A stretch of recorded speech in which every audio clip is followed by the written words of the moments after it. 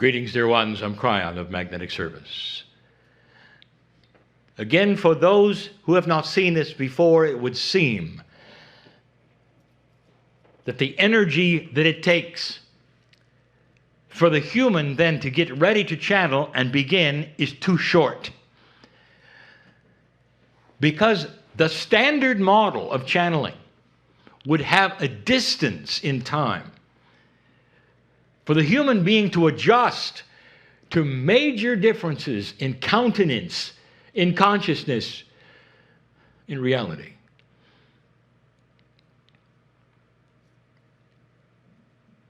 My partner lives with me, as I have indicated to all of you, is possible. Not to live with Cryon, but to live with that which is divine within you to such a degree that you don't turn it on and off. And turning it on and off is linear, and that is what you've learned. By the very way that you go about worship in this land, you learn to linearize God. You go to the place of worship, dressed differently, acting differently, and only once in a while. And then you leave, as though God lives there, even calling it God's house. So you're free not to be in His house and act the way you wish.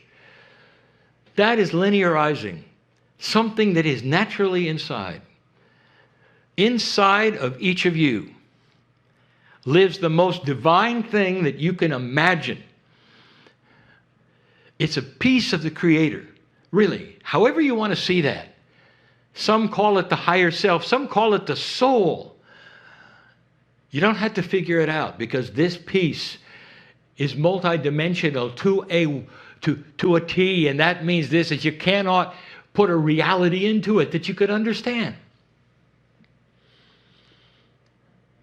I said this once before. You don't have any trouble with thinking that God can listen to millions of you speaking at the same time.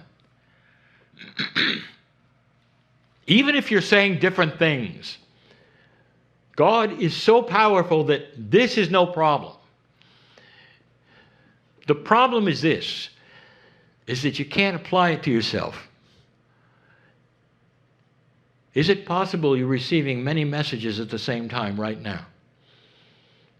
If you could hear the whisper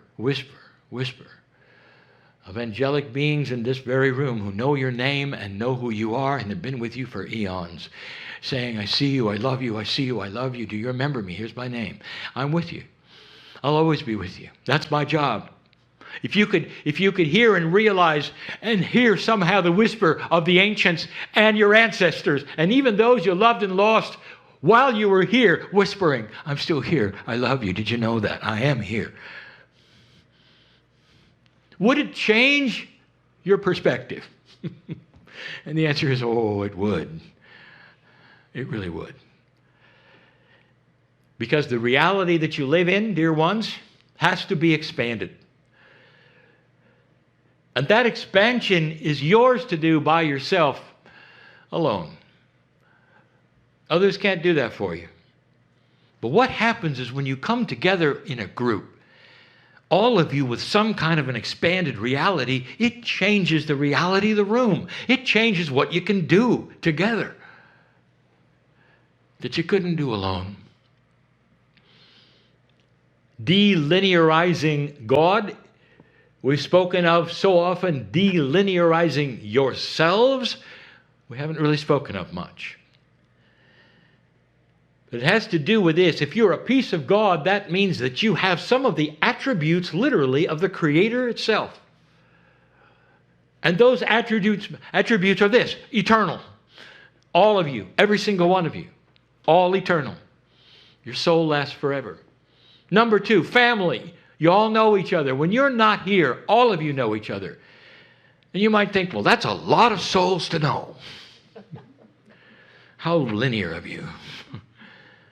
There is no limit to how many you can love, dear ones. Did you know that?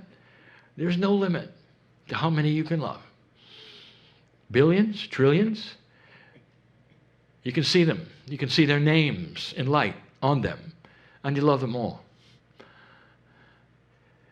That's who you really are.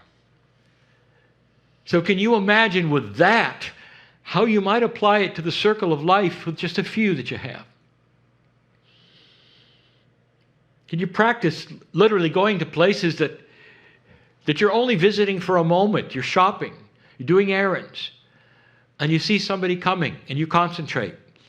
I know the God in them. I know them at some level. I can see that. They're nothing like me.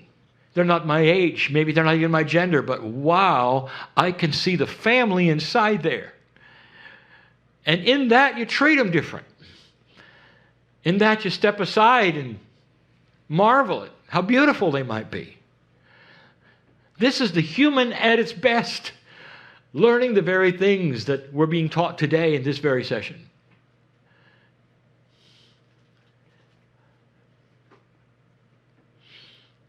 My partner started the series today talking about that which is a journey that is heroic. It's a metaphor, a name for what's in every single one of you. It's a desire of how you see yourself, completing life as a cycle that was heroic, where you did marvelous things, and then you return. And most humans don't see themselves in that scenario. They turn to the media and the novels and the poetry and all the things that will put them into that state of a reality where they can enjoy it, because it's not them. But dear ones, I am saying it is you. Where are you in the journey today of the hero? And if I ask each one of you, you might say, well, I'm not sure. Some of you will say, well, I just go about life the best I can, awakening and learning the best I can. I've got errands and I come and do this, and I've got family to take care of, and that's what I do. And I want to tell you something, soul. All of that is minutia, it's peripheral. Yes, you do it all. What is the limit of your ability to love? Can you love while you do those things? Can you think of other things while you go through those things? And we come back to the original question. Can you multitask consciousness? How many places can you be at the same time with your consciousness? What part of the Creator do you think is missing in there? Or can you do it all? This hero that you are has walked through many things in this life in order to get you to this room or listening to these words. And finally, you're listening to these words. And if you're expecting profundities, I'll give you one. You are magnificent. And you are in the right place at the right time doing the right things. You may not even recognize it as being the heroes of this age. You are anticipating an awakening. Anticipating an awakening. That is to say, you recognize there's more here than you think. Then that linear mind pops in, because there are seniors who are saying, well, it's a little late. Not understanding that we see you, dear human being, dear soul, we see you all together in all of your lifetimes as one being. Doesn't matter how young or old you think you are, it's not too late, it's not too early. You are awakening into something you will continue when you return. And for the first time, you get this idea that this is not a linear learning. This is quantum, if you can even call it that. It's burst information that comes to you and your soul and your countenance and wakens you to a point that you leave differently than you came. And this realization, wow, whatever happens to me tomorrow, if I take my last breath tomorrow, I'm coming back with the same information I left with. And I'm going to keep going. And you'd be right. And sooner than you think, even as a child. And you'd be right. It's magnificent. It's beautiful. What an old soul can do when they start awakening to a larger truth for themselves. I'm bigger than I thought. I can do magnificent things through compassion and love that'll change lives around me without ever having to teach, without ever having to tell them what I think. All I have to do is look at them and find the God inside. That is not new information, but for the culture, it is. It truly is. We've told you before, it's going to shape how new business is run. It's going to shape how politics is run. And it's going to take a while, but boy, is it going to be different. Your children's children will see a completely different humanism than you have today. And that's only 2 generations. And you'll be here. And you'll experience it. Some of you will have an Akash that remembers today.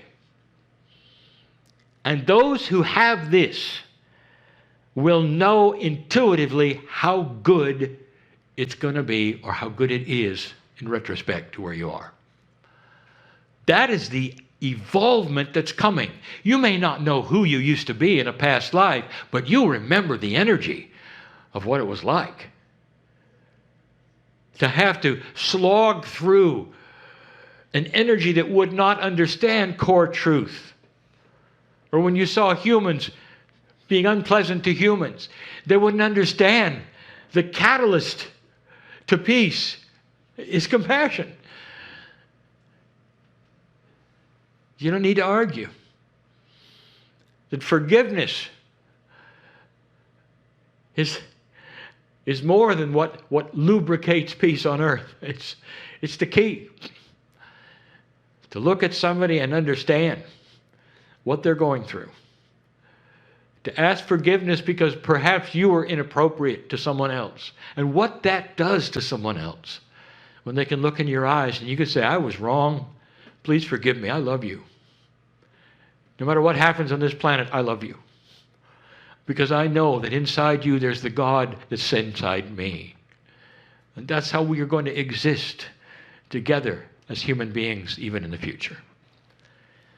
And those listening to the channel, and there's always some, will say, Pollyanna, it isn't going to happen, it never has happened, it can't happen because human nature won't let it. And I say, you get ready for human nature to move off that peg you thought it was all about. And it may take longer than you think, but it's already happening. People are going to expect more integrity. Start watching what they do. And think about things they haven't thought about before instead of just doing them because everyone else does. And that is awakening. Even those who would never come to a meeting like this, don't believe in channeling, would never have a spiritual belief system, are alone in the closet, will start awakening to a grander truth of integrity. That's what we're looking at. Something that is self-evident to humans when they're born, that is not self-evident now. That you're here on purpose, you have a right to be here. And the better you can treat each other, the better your life. The more you can laugh, the healthier you'll be. And the more peace in your life, the longer you'll live. These are the premises that were taught in those days that we have taught this day about through my partner.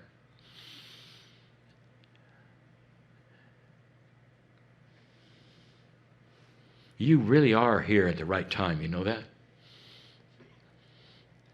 There have been so many that say, Dear Cryan, I've sat in many of these meetings, and I've heard many of these things many times, and I'm still having trouble. And what I say to you, dear human being, is that intent is everything, timing is everything. There'll come a time when it all snaps together. And the trouble you're having is you still really, truly don't believe it. And I'll say it again, what I've said before. The channeling that I'd like you to listen to called Who Do You Think You Are? Because you really don't have it yet. You are magnificent. You can be a clean slate for all of these things to attach to you if you believe it. But if you think that you don't deserve it for any reason at all, nothing will stick. No words that I say, no energies that I give, no core truths because you're not ready for it. You don't see it yet. And dear ones, that is what is starting to change. In the awakening process, there is the acknowledgement that you are bigger than you thought, than you were ever told. And that perhaps, just perhaps, you really are magnificent. And when that starts to occur to you, all these things that I speak of now will come flying in and become your reality. And you can start practicing them and realizing them, live longer because of them, and smile more often. Dear ones, this is not going to solve the problems of life. They're always going to be there. It's going to solve how you treat them and the reaction that happens after they're gone, after they occur. And who you become because you've changed how you perceive them. This is the difference. It's more than psychology. It's a new spiritual attribute of reality where you start to see a pattern of acceleration of compassion, of good things happening to you, good things. In the field right now, there are wonderful things that can happen to you if you allow them to. Potentials that are lying there ready to you, for you to see who you are. That's the promise. And we've told you this before. There's a lot more here than you think. And you've got a lot more help than you think. What you do with this information next is up to you. I love working with old souls. I love working with you because I know all of your souls, every single one. And when you're not here, dear ones, we party a lot. And we sing. And we laugh. And we enjoy who we are. I've never been a human, ever. And what I see in you is magnificence. Enough said. Until next time. And so it is.